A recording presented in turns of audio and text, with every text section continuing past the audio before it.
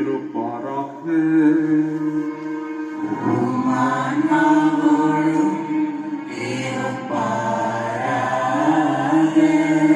புனித லூக்கா எழுதிய தூய நற்செய்தியிலிருந்து வாசகம்.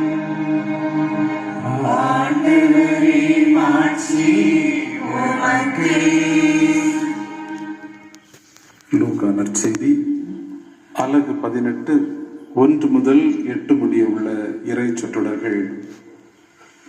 அக்காலத்தில் மனம் தளராமல் எப்பொழுதும் இறைவனிடம் மன்றாட வேண்டும் என்பதற்கு இயேசு ஓர் உவமையை சொன்னார். ஒரு நகரில் நடுவர் ஒருவர் இருந்தார். அவர் கடவுளுக்கு அஞ்சி நடப்பதில்லை, மக்களையும் மதிப்பதில்லை. அந்நகரில் கைம்பெண் ஒருவரும் இருந்தார். அவர் நடுவரிடம் போய், என் எதிரியை தண்டித்து எனக்கு நீதி வழங்கும் என்று கேட்டுக்கொண்டே இருந்தார்.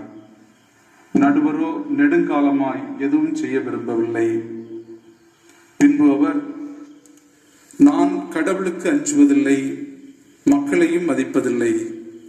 என்றாலும் இக்கைம்பெண் எனக்கு தொல்லை கொடுத்து கொண்டிருப்பதால் நான் இவருக்கு நீதி வழங்குவேன். இல்லையானால் இவர் என் உயிரை வாங்கிக் கொண்டே இருப்பார் என்று தமக்குள்ளே சொல்லிக் கொண்டார்.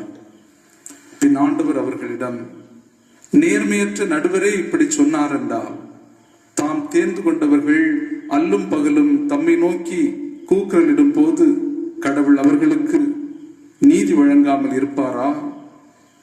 அவர்களுக்கு துணை செய்ய காலம் தாழ்த்துவாரா? விரைவில் அவர்களுக்கு நீதி வழங்குவார் என நான் உங்களுக்கு சொல்கிறேன். ஆயினும் மானிட மகன் வரும்போது மண்ணுலகில் நம்பிக்கையை காண்பாரோ என்றார். ஆண்டவரின் அருள்வாக்கு.